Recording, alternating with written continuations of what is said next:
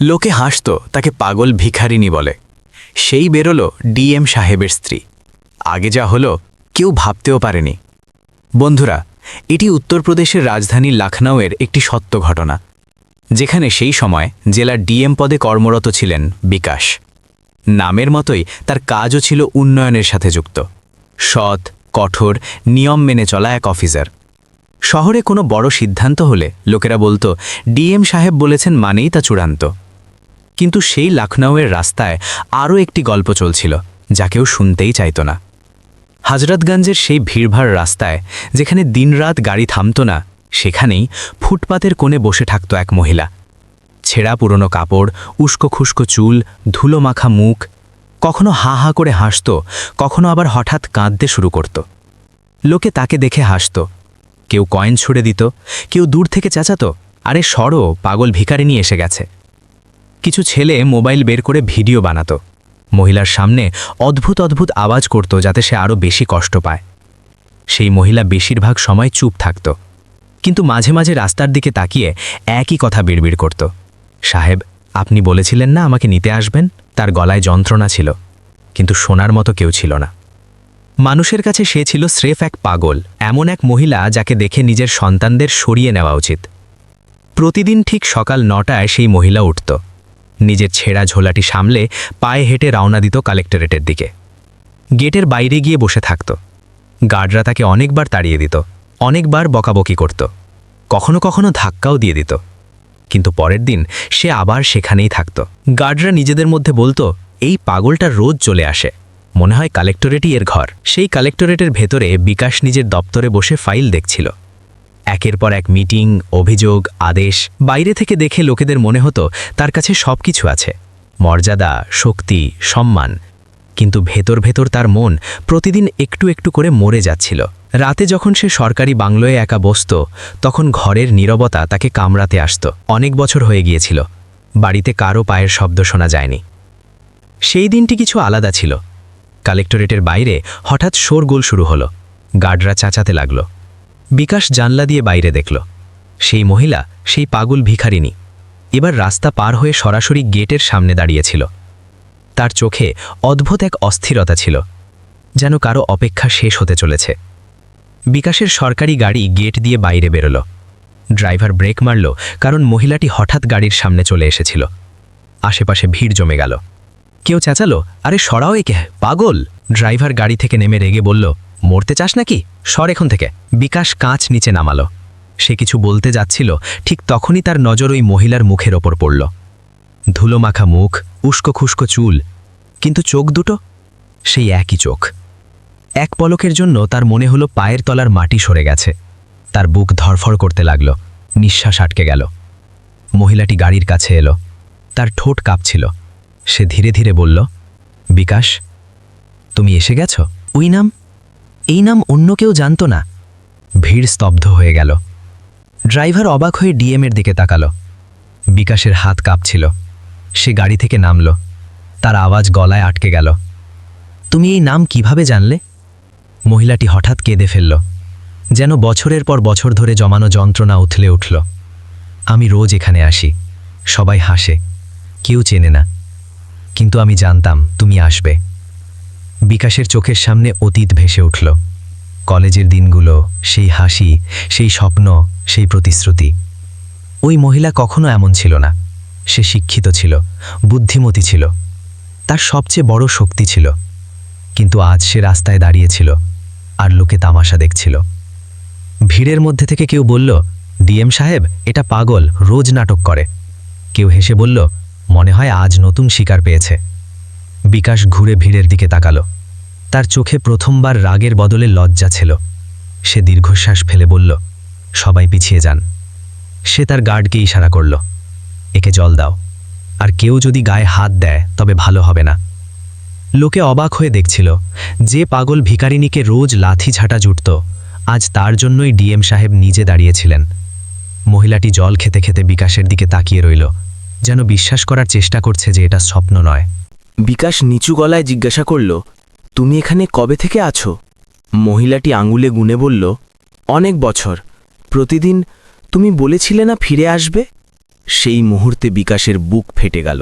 সে বুঝতে পারল এটা সাধারণ কোনো পাগলামি নয়, এটা কেউ তৈরি করেছে, কেউ খুব চতুরভাবে।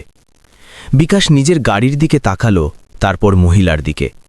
পুরো শহরের সামনে সে এমন এক সিদ্ধান্ত নিল যা তার জীবন বদলে দেওয়ার মতো ছিল।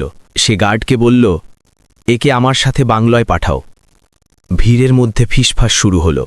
ডিএম সাহেব পাগল ভিখারিনীকে বাড়ি নিয়ে যাচ্ছেন, নিশ্চয়ই কোনো ব্যাপার আছে। গাড়ি এগিয়ে গেল, পেছনে পড়ে রইল হাসি মুখগুলো।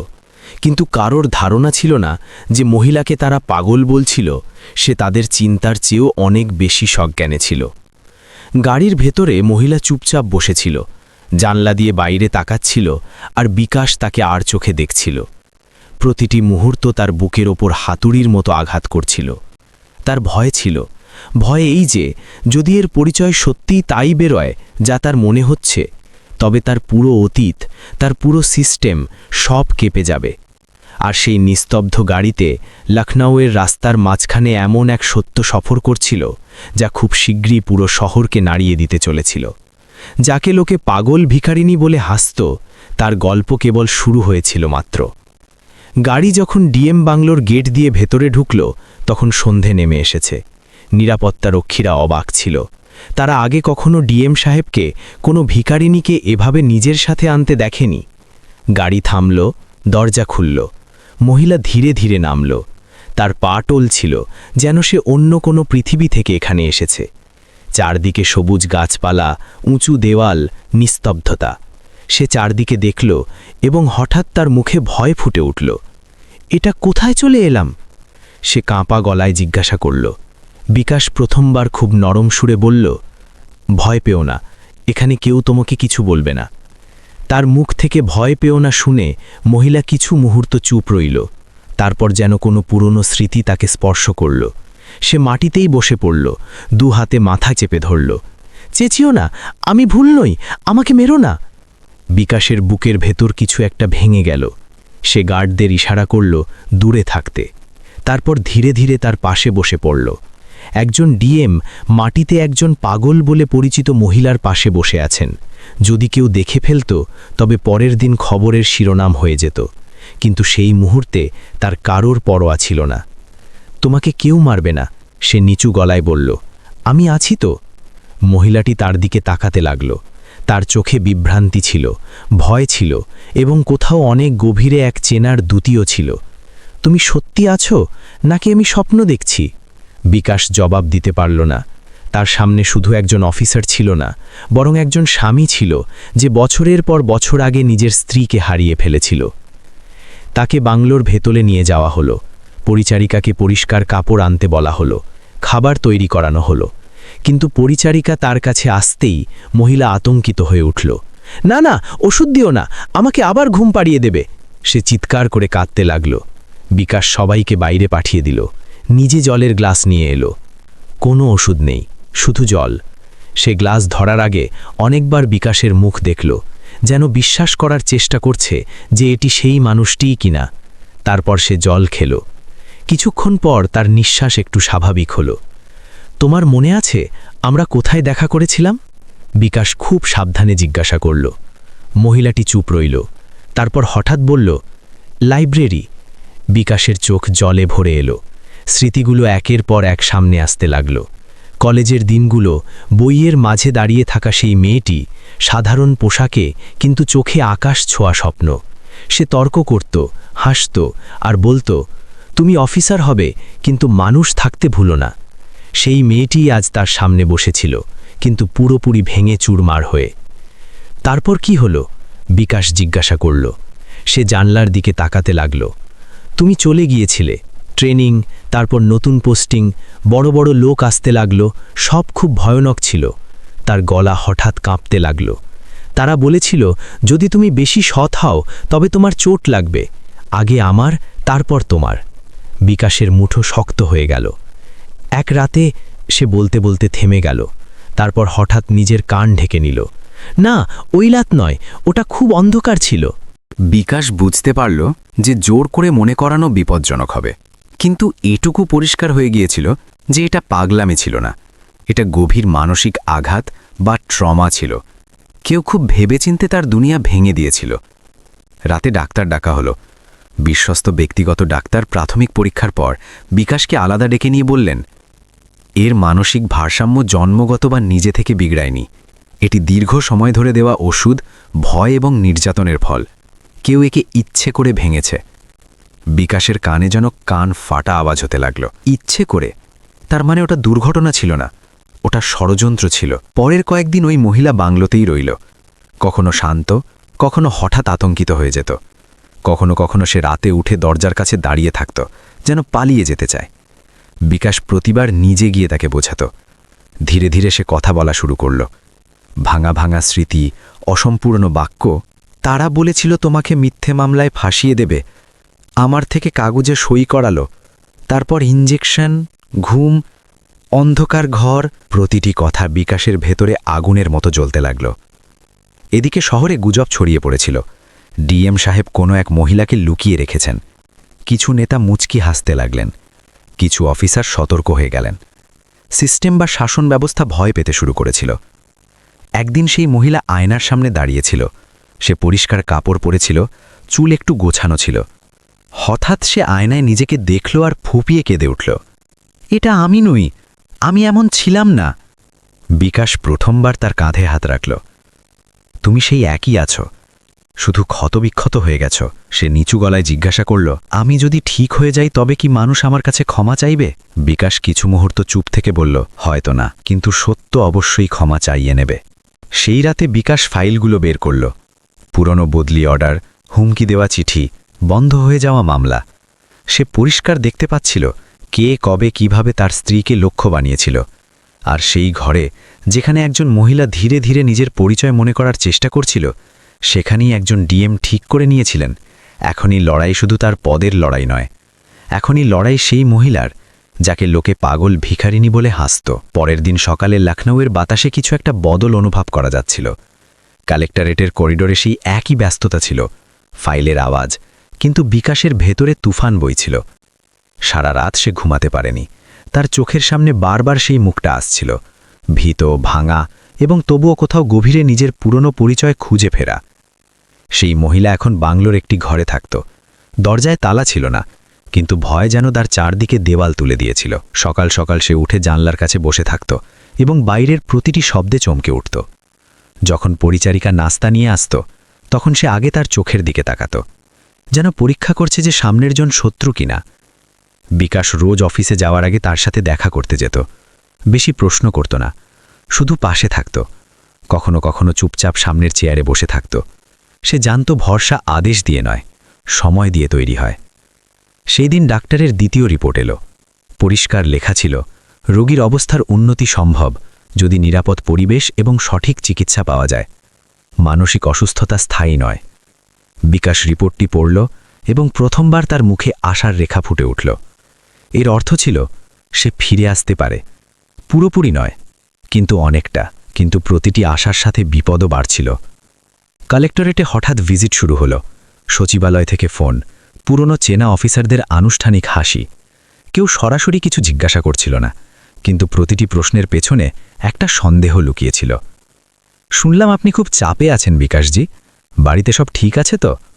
বিকাশ বুঝতে পারছিল সিস্টেম টের পেয়ে গেছে যে কোনো চাপা পড়া সত্য নড়াচড়া শুরু করেছে। সেই সন্ধ্যায় বাংলোয় এক অদ্ভুত ঘটনা ঘটল। সেই মহিলা হঠাৎ চিৎকার করতে লাগল।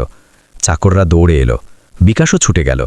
সে ঘরের কোণে কুঁকড়ে বসেছিল, চোখগুলো ভয়ে বিস্ফোরিত। ওরা আবার আসবে আমাকে নিয়ে যেতে, তুমি দরজা খুলো না। বিকাশ দরজা বন্ধ করল এবং মাটিতে বসে পড়ল। কেউ আসবে না, সে বারবার বলতে লাগল। এখন আর কেউ না। অনেকক্ষণ পর সে শান্ত হল।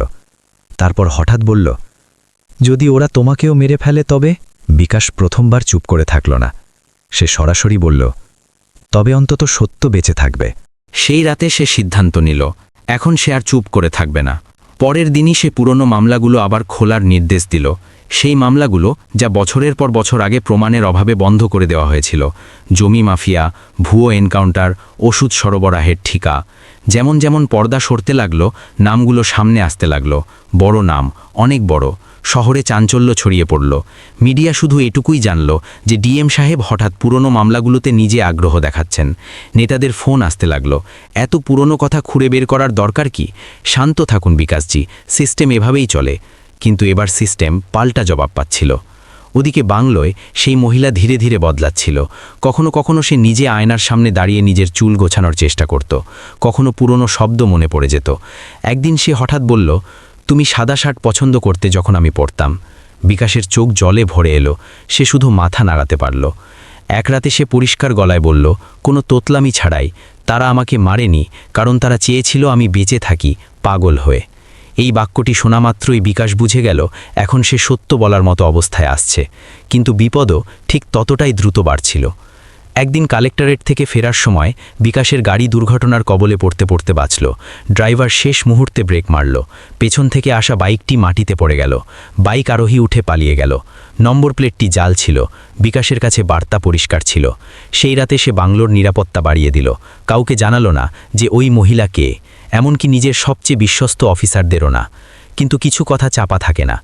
পরের দিন সকালে খবরের কাগজে এক ছোট্ট খবর ছাপা হলো, ডিএম বাংলোয় রহস্যময়ী নারী। স্রেফ এটুকুই, কিন্তু এটুকুই যথেষ্ট ছিল। সেই মহিলা খবরের কাগজ দেখছিল, ছবি ছিল না, নাম ছিল না, তবুও সে কাঁপা আঙুলে কাগজটি মোড়ালো। এটা আমার কারণে হচ্ছে না তো? সে জিজ্ঞাসা করল। বিকাশ বলল, না, এটা সত্যের কারণে হচ্ছে। সেই দিন সন্ধ্যায় তার হঠাৎ প্রচণ্ড জ্বর এলো। ডাক্তার এলেন। ইঞ্জেকশন দেখে সে আবার আতঙ্কিত হয়ে পড়ল। না না, তার চিৎকার পুরো বাংলোয় প্রতিধ্বনিত হতে লাগল। বিকাশ ডাক্তারের হাত থামিয়ে দিল। কোনো ইঞ্জেকশন না। ডাক্তার বললেন, এটা জরুরি। বিকাশ পরিষ্কার বলে দিল, এর চেয়ে বেশি জরুরি তার ভরসা। ওষুধ দেওয়া হলো। সে ধীরে ধীরে ঘুমিয়ে পড়ল। কিন্তু বিকাশ সারা রাত জেগে রইল। চেয়ারে বসে তার দিকে তাকিয়ে রইল, যেন বছরের পর বছর পর তাকে ফিরে পেয়েছে, আর এখন আবার হারানোর ভয়। পরের দিন সকালে সে চোখ খুলে সরাসরি বলল, আমার নাম কি? বিকাশের হৃৎপিণ্ড যেন স্পন্দন ভুলে গেল। তোমার নাম? সে থমকে গেল। সে নিজেই বলে উঠল, আমার মনে আছে, আমি সব ভুলে যাইনি। সে কাঁদতে লাগল, এবার ভয় থেকে নয়, মনে পড়ার কারণে। সেই মুহূর্তে বিকাশ জেনে গেল এখন এই লড়াই শেষ মোড়ে পৌঁছেছে। হয় সে সিস্টেমকে কাঁপিয়ে দেবে, নয়তো সিস্টেম তাকে পিষে দেবে। কিন্তু এখন আর পিছিয়ে আসার কোনো পথ ছিল না। শহরের বাইরে সেই অন্ধকার গলিগুলোতে, যেখানে একসময় তার স্ত্রীকে ভেঙে ফেলা হয়েছিল, আজও সেই একই লোকগুলো শক্তিশালী ছিল। কিন্তু তারা জানত না যে মহিলাকে তারা পাগল ভেবে ছেড়ে এসেছিল, সেই মহিলা তাদের সবচেয়ে বড় সাক্ষী হতে চলেছে।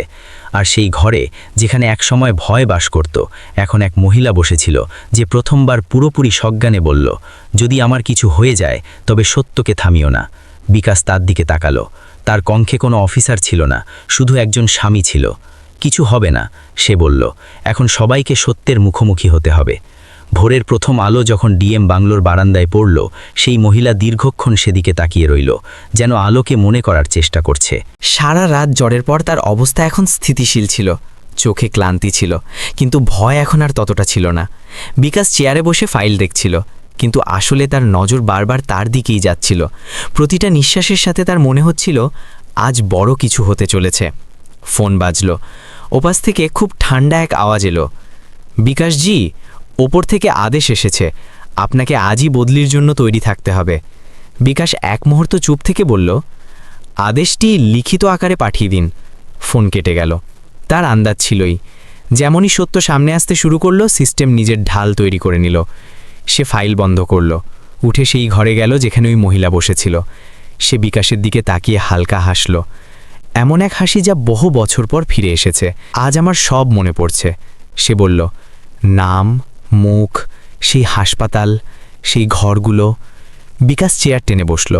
যদি কষ্ট হয় তবে বলো না। সে মাথা নাড়ল, না, আজ যদি না বলি তবে আর কখনো বলা হবে না। সে বলতে লাগলো কিভাবে তাকে একটা বাহানায় শহরের বাইরে নিয়ে যাওয়া হয়েছিল, কিভাবে কাগজে সই করানো হয়েছিল, কিভাবে বলা হয়েছিল যে যদি সে মুখ খোলে তবে বিকাশকে মিথ্যে মামলায় ফাঁসি দেওয়া হবে, কিভাবে ওষুধ দেওয়া হয়েছিল এতটাই যে মস্তিষ্ক অবশ হতে শুরু করত, কিভাবে তাকে বাঁচিয়ে রাখা হয়েছিল যাতে সে পাগল হয়ে ঘুরে বেড়ায় আর কেউ তার কথা বিশ্বাস না করে। বিকাশ প্রতিটি শব্দ রেকর্ড করালো। ডাক্তার, ম্যাজিস্ট্রেট সবাইকে ডাকা হলো। আইনি প্রক্রিয়া শুরু হলো। সেই দিনই সে সংবাদ মাধ্যমকে সীমিত এক বিবৃতি দিল, একজন মহিলার পরিচয় সামনে আসতে চলেছে, সত্য এখন আর চাপা থাকবে না। সন্ধে হতে না হতেই শহরে আগুন ছড়িয়ে পড়ল। চ্যানেলে চ্যানেলে বিতর্ক, সোশ্যাল মিডিয়ায় প্রশ্ন, কে সেই রহস্যময়ী নারী? ডিএম সাহেব কি কোনো বড় রহস্য ফাঁস করতে চলেছেন? এদিকে চাপ আরও বাড়ল। একজন নেতা ব্যক্তিগত সাক্ষাতে বললেন, এইসব এখানেই থামিয়ে দিন, না হলে আপনার পদ থাকবে না। বিকাশ শান্ত স্বরে জবাব দিল, পদ গেলে যাবে, কিন্তু সত্য থামবে না। পরের দিন কোর্টে পেশি ছিল। নিরাপত্তা জোরদার করা হলো। সেই মহিলা সাধারণ পোশাকে এলো, চুল পরিপাটি করে বাঁধা ছিল, মুখে ক্লান্তি ছিল, কিন্তু চোখে এখন এক স্বচ্ছতা ছিল। এজলাসে নিস্তব্ধতা নেমে এলো যখন ম্যাজিস্ট্রেট তাকে নাম জিজ্ঞাসা করলেন। সে না তোতালিয়ে বলল, আমি বিকাশের স্ত্রী। মুহূর্তের জন্য সময় থমকে গেল। সেই লোকগুলোই যারা একসময় ফুটপাতে তাকে দেখে হেসে পাগল বলতো, আজ স্ক্রিনের এই পাশে খামোশ বসেছিল। উকিলরা প্রশ্ন করলেন, সে জবাব দিল। রেকর্ড, রিপোর্ট, সাক্ষী সব এক এক করে সামনে এলো। যে নামগুলোর কথা শুনলেই একসময় ভয় লাগত, আজ সেই নামগুলোই কাগজের পাতায় ছিল। কোর্ট নিরাপত্তা ও চিকিৎসার নির্দেশ দিল। তদন্তকারী সংস্থাকে স্বাধীনভাবে কাজ করার অনুমতি মিলল। সেই দিন সন্ধ্যায় গ্রেফতার শুরু হলো। যে হাতগুলো একসময় তাকে ভেঙেছিল, আজ সেই হাতেই হাত করা পড়ল। বাংলোয় ফেরার সময় সেই মহিলা জানালা দিয়ে বাইরে তাকাচ্ছিল। সেই রাস্তা, সেই মোড়। কিছু লোক চিনে ফেলল, মাথা নিচু করল, কেউ হাত জোড় করল। সে নিচু গলায় বলল, আমার তাদের কাছে কিছু চাওয়ার নেই। বিকাশ জিজ্ঞাসা করল, কিছুই না? ব্যাস এইটুকু যে পরের বার কাউকে পাগল বলার আগে যেন এক মুহূর্ত থামে। কিছুদিন পর সংবাদ সম্মেলন হলো। বিকাশ মঞ্চে তাকে ডাকল। মাইক তার সামনে রাখা হলো। সে দীর্ঘশ্বাস নিল এবং বলল, আমি বদলা চাই না, আমি বিচার পেয়েছি। বদলা চাই না, কারণ বদলা আরও একটা পাগলামি তৈরি করে। তার গলায় কোনো ঘৃণা ছিল না, ছিল শুধু ক্লান্তি আর সত্য। বিকাশ সবশেষে বলল, আমি অফিসারের আগে একজন স্বামী, আর আজ যদি আমার স্ত্রী কথা বলতে পারছে, তাহলে তার কারণ আমরা নীরবতাকে বেছে নিইনি। শহর ধীরে ধীরে স্বাভাবিক হতে লাগল, কিন্তু মানুষের ভেতর কিছু একটা বদলে গিয়েছিল। সেই ফুটপাত যেখানে একসময় হাসাহাসি হতো, এখন সেখানে মানুষ থামত, জল দিত, কথা বলতো। হয়তো সবাই নয়, কিন্তু কেউ কেউ। এক সন্ধ্যায় সেই মহিলা বারান্দায় বসে চা খাচ্ছিল। সে বলল, যদি আমি পুরোপুরি ঠিক না হতে পারি তবে? বিকাশ হাসল, তাতেও তুমি পূর্ণ। গল্প এখানেই শেষ হয় না, কারণ এটি শুধু একটি বাড়ির গল্প নয়, এটি সেই সমাজের গল্প যা খুব তাড়াতাড়ি কাউকে ছাপ্পা মেরে দেয়, যা যন্ত্রণাকে তামাশা বানায় এবং তারপর অবাক হয় যখন সত্য সামনে আসে। শিক্ষা শুধু এটুকুই, যাকে আপনি পাগল ভাবছেন, হতে পারে সে ভেঙে গেছে। আর ভেঙে যাওয়া মানুষের হাসির নয়, সহমর্মিতার প্রয়োজন হয়। শক্তিশালী হওয়া পদ দিয়ে নয়, মানবতা দিয়ে প্রমাণিত হয়। এখন আপনাদের কাছে একটি প্রশ্ন, যদি কাল রাস্তায় আপনার চোখে কোনো পাগল পড়ে, তবে আপনি কি করবেন? হাসবেন নাকি থেমে জিজ্ঞাসা করবেন? বন্ধুরা, এই ছিল আমাদের আজকের কাহিনী। আপনাদের সবার কেমন লাগলো কমেন্ট বক্সের মাধ্যমে আমাদের অবশ্যই জানান। বন্ধুরা, সেই সাথে আমাদের চ্যানেল কাহানি সাগর সাবস্ক্রাইব করতে ভুলবেন না। বন্ধুরা, দেখা হবে এমনই এক মন ছুঁয়ে যাওয়া কাহিনীর সাথে। ততক্ষণ পর্যন্ত আপনাদের সবাইকে জানাই অন্তরের অন্তঃস্থল থেকে ধন্যবাদ। জয় হিন্দ।